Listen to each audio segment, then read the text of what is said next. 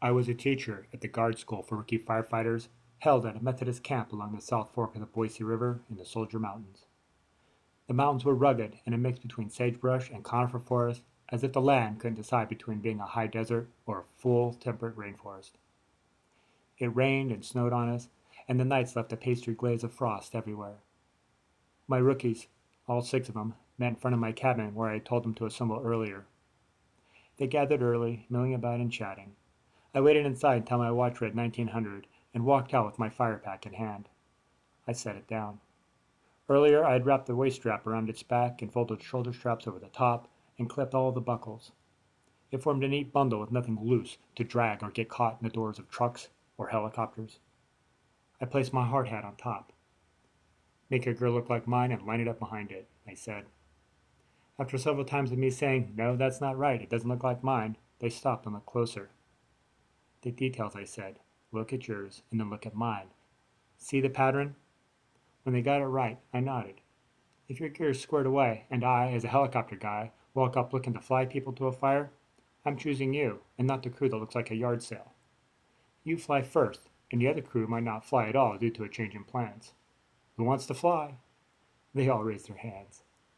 I went over my expectations for the next few days.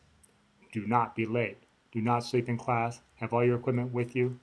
I will teach you extra lessons before and after class. Now, what's in your line gear? They emptied their bags on the ground and weren't all outfitted correctly. I told them, "You'll need a lighter in case you need to burn out a safety zone to save yourself. You'll need fusees to burn out a safety zone to save yourself. You'll need a compass to find your way and save yourself.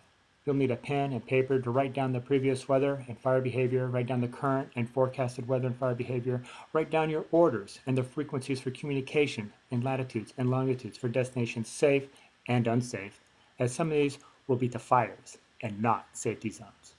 Write, write, write everything. It might save your life."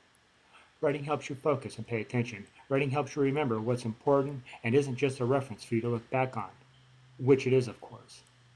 You can't memorize everything you need to know. You'll need to have your incident response pocket guide to be able to reference those many things, especially the page on how to refuse assignments so you can save yourself.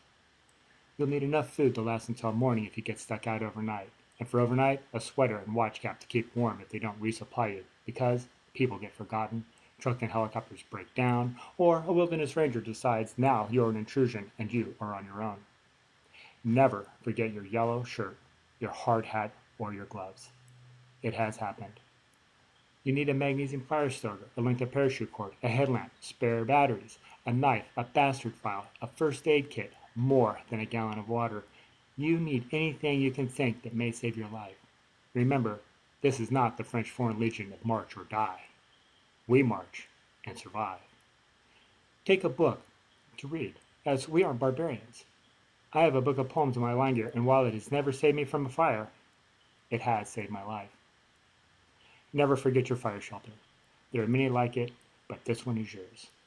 The shake and bake bag has saved hundreds of people from dying all the way back to the buffalo hide Lewis and Clark wrote about in 1804. A mother covered her son with a fresh skin and told him to stay until she returned. He waded into the dank, dark hide, and it saved his life.